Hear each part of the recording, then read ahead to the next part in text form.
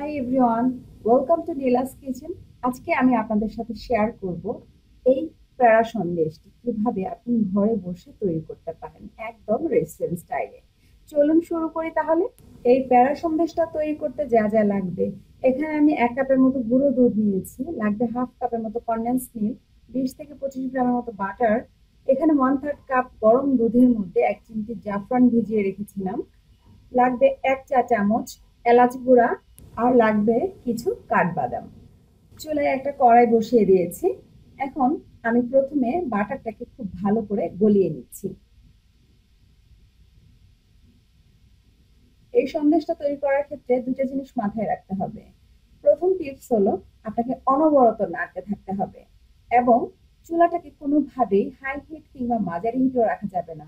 আপনি এটা লো মিডিয়াম হিটে তৈরি করতে হবে। এখন আমি যখন বাটারটা পুরোপুরি গলে গেছে তখন দিয়ে দিলাম গুঁড়ো দুধটা।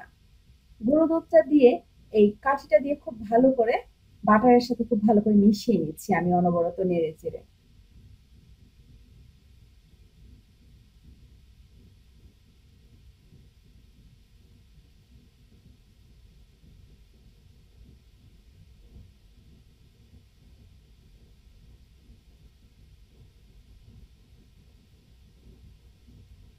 মেশানোর পর গুঁড়ো দুধের যে সাদা রং সেটা কিন্তু ফিকে হয়ে একটু ব্রাউনিশ হয়ে এসছে। এখন আমি দিয়ে দিচ্ছি প্রায় 1/2 কাপের মতো কনডেন্স মিল্ক।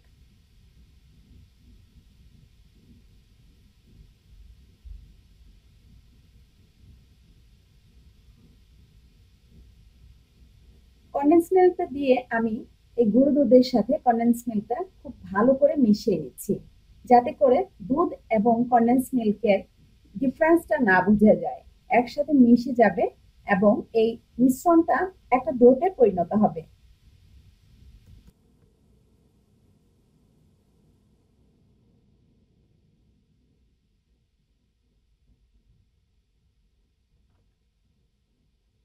গুঁড়ো দুধ এবং কনডেন্স মিল্কটা মোটামুটি মিশে গেলে তখন আমি দিয়ে দিচ্ছি যে দুধে আমি জাফরানটা ভিজিয়ে রেখেছিলাম, এই ভেজানো জাফরানের দুধটা।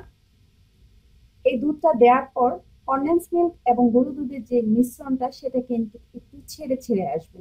ভয় পাওয়ার কিছু নেই, এটা এরকমই হবে। আস্তে আস্তে আপনি যতই ভালো করে নাড়বেন ততই দেখা যাবে এটা মিশ্রণটা অনেক বেশি স্মুথ হয়ে যাবে। এই কাঠিটা দিয়ে একটু চাপ দিয়ে ধরে খুব ভালো করে অনবরত নাড়তে থাকতে হবে, যাতে করে এটা মিশ্রণটা অনেক বেশি স্মুথ হয়ে যায়।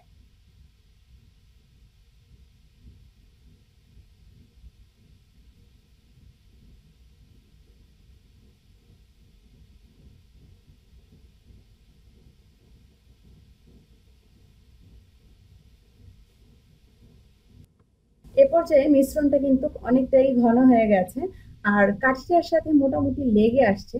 এখন আমি এই মিশ্রণটাকে চতুর্পাশে ঘুরিয়ে ঘুরিয়ে আরো একটু স্মুথ করে নেওয়ার চেষ্টা করব এবং এর মধ্যে যদি কোনো এক্সট্রা পানি থাকে এটা যতক্ষণ না শুকিয়ে মাঝখানে একটা গোল আকৃতির বলের মতো আমি তৈরি করতে পারবো ততক্ষণ আমি এটাকে নাড়তে থাকবো।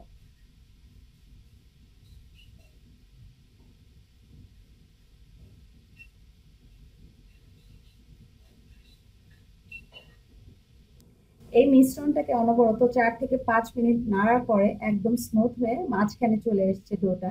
এখন দিয়ে দিচ্ছি এলাচের গুঁড়াটা। এলাচের গুঁড়াটা এই মিশ্রণটার সাথে খুব ভালো করে মিশিয়ে নিচ্ছি। তারপরও যদি কোনো লাম্পস বা দলা থাকে, তাই আমি কাঠিটা দিয়ে একটু প্রেস করে করে এটাকে আমি মিশিয়ে নিচ্ছি খুব ভালো করে।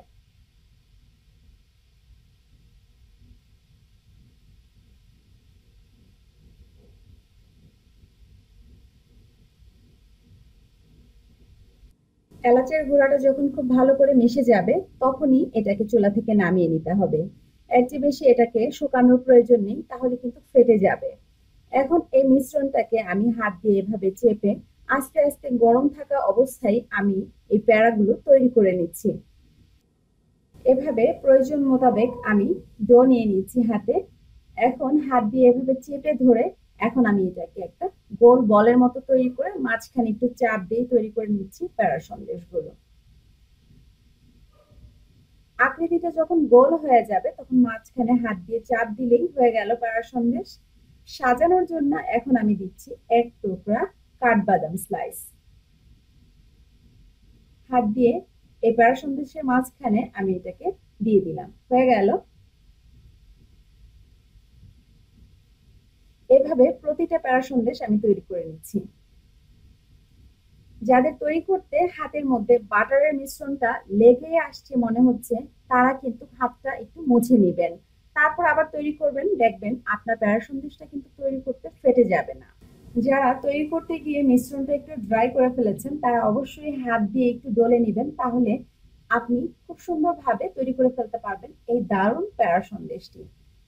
আমি খুব সহজভাবে চেষ্টা করেছি বাসায় কিভাবে রেস্টুরেন্ট স্বাদে এই প্যারা সন্দেশটি আপনি তৈরি করতে পারেন অনায়াসে। আশা করি আপনি এটি দেখে বুঝতে পারছেন এটা কতটা সুন্দর হয়েছে, আর খেতে কিন্তু দারুণ মজা। আর আমি আপনাদের সাথে শুধু এটুকুই বলছি, বিশেষ করে বাচ্চারা কিন্তু এই প্যারা সন্দেশটা দারুণ পছন্দ করে। দেখতে যতটা লোভনীয়, খেতেও কিন্তু দারুণ মজা। বিশেষ করে বাচ্চারা একবার খাওয়ার পর দ্বিতীয়বার তো আবার বলবেই আমাকে এটা তৈরি করে দাও। তো আপনি কেন এটা তৈরি করবেন না? আপনি এই রেসিপিটা ফলো করে অবশ্যই তৈরি করবেন এবং আমাকে জানাবেন কেমন হয়েছে। যদি ভালো লাগে প্লিজ আমার চ্যানেলকে সাবস্ক্রাইব করতে ভুলবেন না। একটা লাইক দিবেন, কমেন্ট করে জানাবেন কেমন হয়েছে, আর আপনি আপনার ফ্রেন্ডদের সাথে আমার ভিডিওটি শেয়ার করতে ভুলবেন না। Thank you.